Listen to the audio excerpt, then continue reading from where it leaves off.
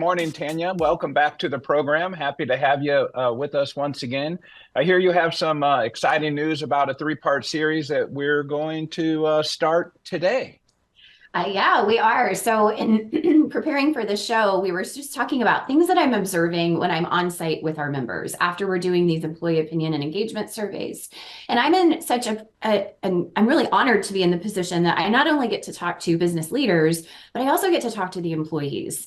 And so, I think having that perspective and being able to understand there's things that I don't understand, right? When I read the survey, and to have those one-on-one conversations with employees and really understand where they're coming from, I think is invaluable. So that'll be my first thing that I'll say. And that's how we came up with the three-part survey. I was asked, what are you hearing? And there's three things really that I'm hearing. One is this idea of retention. And specifically for our manufacturing employers, what we're seeing a lot is even getting past that first 90-day threshold has become a big challenge for them. And so that's really what we're going to focus on today. But stay tuned, because in the future, we're also going to be talking about some lingering trust issues.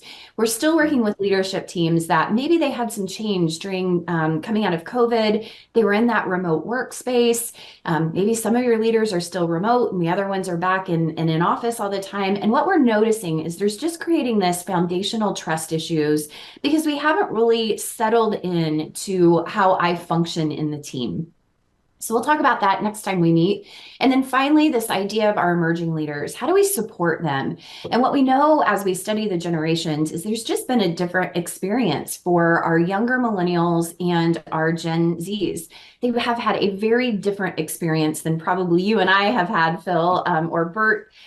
School was different, TV was different, the snacks we ate after school were different, and that may seem silly of how it impacts how they show up for an employer, but it really, Tanya, our smartphones were different back then. smartphones were, we had to push the button 3 times, and we thought it was so cool we didn't have to page someone. I mean, I could go on and on. Phil and I are even older than you. I think we didn't even have smartphones or even cell phones. And Phil, look at him today. I mean, he can't even function. He can't even read an analog watch. Is that what that's called? Yes. Yeah, I didn't know watches were different until Tim brought that to you there, Phil. Yeah. Well, let's just all agree that it's just a different day. And when you talk about manufacturers, Tanya, and they're struggling in some cases to keep people for that 90 days, I can go back to the day when, we had a 90-day probationary period and people weren't leaving, but we were asking them to leave because they weren't the right fit for us. We had an abundance of people to select from during that time. I'm going back into the 90s and early 2000s with that mindset. But today it sounds like it's in the reverse of that. People are actually coming to the employer and trying them out and quickly leaving if it's not the right fit. So I'd like to hear more about the quick quitters. That's our topic for today. And the other parts of the series, we're going to talk about trust issues and mentorship burnout. So with the quick quitters, Tanya, how are we defining them and what's really happening inside these businesses as you get a chance to peek in? Yeah, and I don't know that I have this fully defined, but here's what I'm hearing. And so I think it makes a good conversation with everyone. It's that, I'm coming in and looking at engagement surveys. And it used to be when we categorized the demographic of tenure or years of service, our lowest that we would put on there would be like 1 to 3 years. And more often than not, I'm now getting employers saying, oh, no, we definitely want to see who's been here less than a year, less than 6 months. And so that was sort of that first flag that I had. And then as I was going on site and working with members, I would laughingly say, so are you seeing a big drop off after, the first 90 days, first 6 months? And what I'm getting back more often than not in manufacturing facilities is we can't even keep them through the training period. We come in, we pay them for a week of training, and when they actually have to step in and do the shift work that we're asking from them, they just no-show us, no call, no-show us. They're not coming. I ask, are you doing exit interviews? And of course, all of our HR leaders are saying we're trying, but we can't even get them on an exit interview. And so what we're partnering with is to really say, and I'm leaning on Herzberg. Phil, I know you love Herzberg. I like the Herzberg model. Yeah. And so we're saying, what are those key components that we need to highlight very, very early on so that we can show employees the benefit of the work in the organization? How do we immediately get them bought in that the work they're doing is contributing to a bigger goal of the organization? And so I was just curious as we came on, that's why we had the poll today, to see what our members are saying about that as well. And are they experiencing that? Okay, so Nick, I'm not able to see the poll results. Is there or is the internet not working for you? Yeah, who knows? Well, I do believe I did, Phil, I did, you know me, I'm just a social media maven. I mean, I'm all over social media, posting nonstop, can't contain any details about my personal life. I mean, I post it all out there for everyone to see. Of course, I'm kidding, but I did just Google real quickly Microsoft outages, and on Twitter, Microsoft says they're investigating an issue where users may be unable to access multiple Microsoft 365 services. So there you go. Okay. Hey, Bert, I don't really get a chance to correct you very often. Uh-oh. So when I do it carefully, but with a lot of pride. All right. Here we go. I'm ready.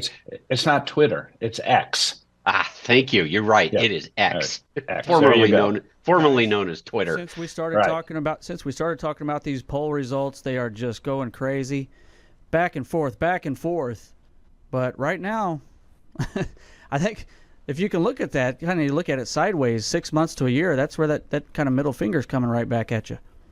Well, and I see it jumping up there, Nick, that less than 90 days is in second place. So it looks like the majority of employees from our viewers here are quitting either fairly quickly, quick quitting, as Tanya would say, in less than 90 days.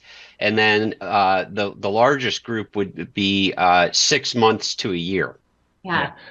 So Tanya, is there something magical about the 90 days? Because I do hear that all the time. But in your work with AIM and leading engagement for us, is there something magical that this 90 days is the threshold? I don't know that it's magical, but I think when we are bringing on new people, we have a tendency to think 1 or 2 weeks is when we need to devote special attention to them. And what I'm encouraging employers is it takes longer than that, right? If I'm going to come in and know how my work impacts other departments, or how can I move up in the organization, there's a lot of information you take in those first few days on the job. And so having somebody that's there and walking with you and really allowing our supervisors to have time and space to have those conversations and those touch points, even if they're just quick, right? To just check in with that employee and see how they're doing.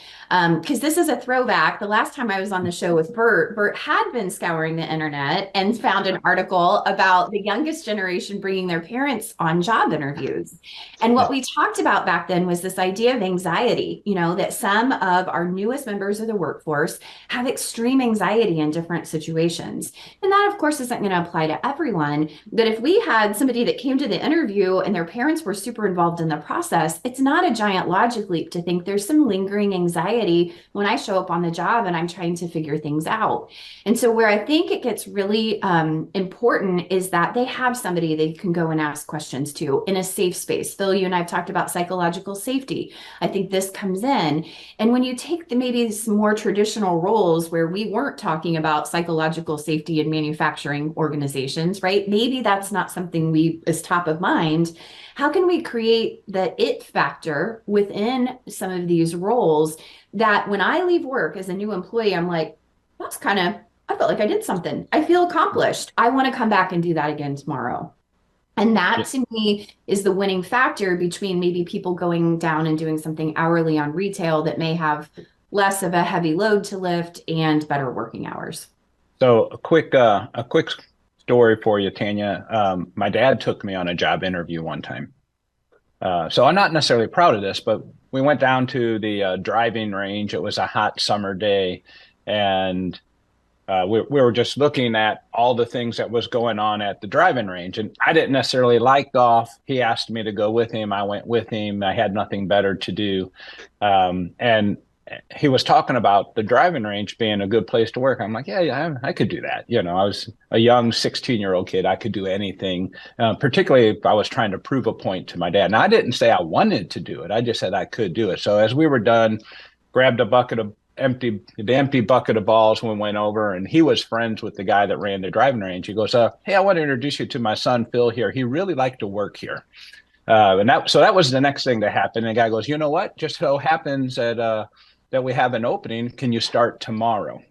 So first of all, I think that was all a setup. I don't think any of that happened accidentally. So now the next thing I know, tomorrow morning, I have to get up, early in the morning as the sun is rising and go to the driving range and get everything prepared for the early morning golfers. I did not last 90 days in that job. I can tell you that right now.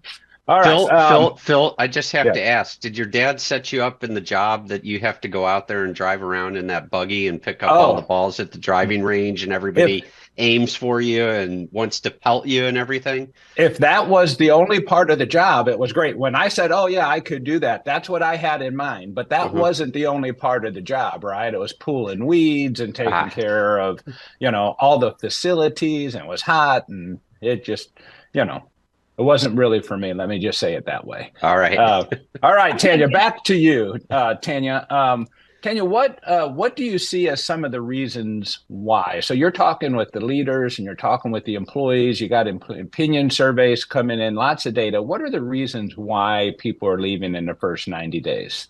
Yeah, I love it. I have to go back to this, Bert, because what you said was exactly what I was thinking. And I was already planning the AIM outing where we had Phil out driving down the car and we were hitting balls towards him. I thought that would be perfect. So we were same brain there.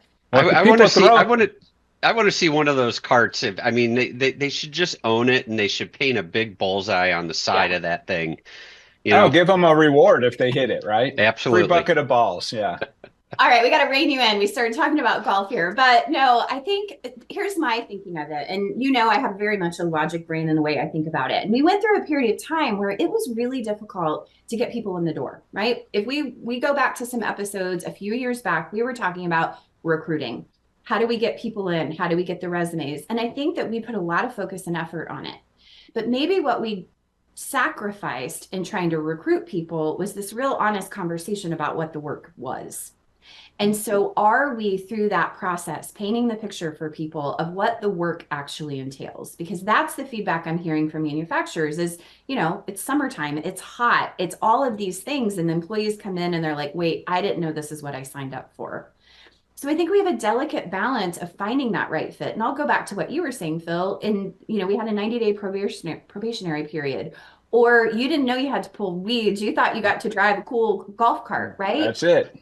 And disappointment is the differential between expectation and reality, right? So if I'm an employee and I'm coming in and I'm expecting something, and what is the actual reality? Well, I'm going to be disappointed and I'm going to go, never mind. I don't think this is what I want to do.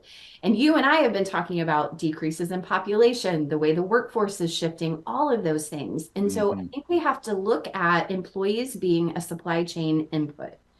And just like we're looking at any type of material that we would put into a product, we need to think about what is that flow of employees coming into our facility and how do we make sure they're a good fit? And people aren't as moldable, maybe as a moldable part that we put into things. But I think setting them up for success by knowing what the work entails, painting a picture of, hey, this is where you start. Everybody starts here, but here's the upward mobility. Here's how long you have to do this role before you can move into a different role in the organization, and getting really clear around those things. And I think that's where we need our HR leaders to have a seat at the table. They need to be in production meetings. They need to be talking about these things. And that's why we asked, are people measuring this?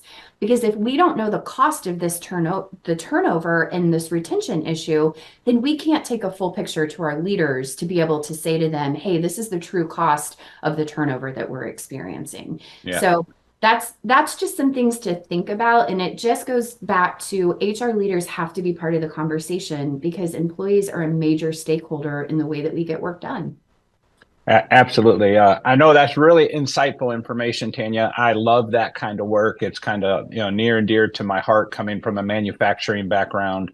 Manufacturing's not cut out for everyone, but it's not just in manufacturing that we're seeing these same experiences. We're seeing it in the call centers the same way. Really doesn't matter what the employment opportunity is. They're willing to try something, and if they don't like it, quit soon and move on because they still have options. What I will close with is the data that I have uncovered here most recently in preparation for this program tomorrow is that just sit tight. It's going to get a lot worse. Thank you once again for tuning in to This Week at Work. If you enjoy the show, please share it with your colleagues. Forward our invites.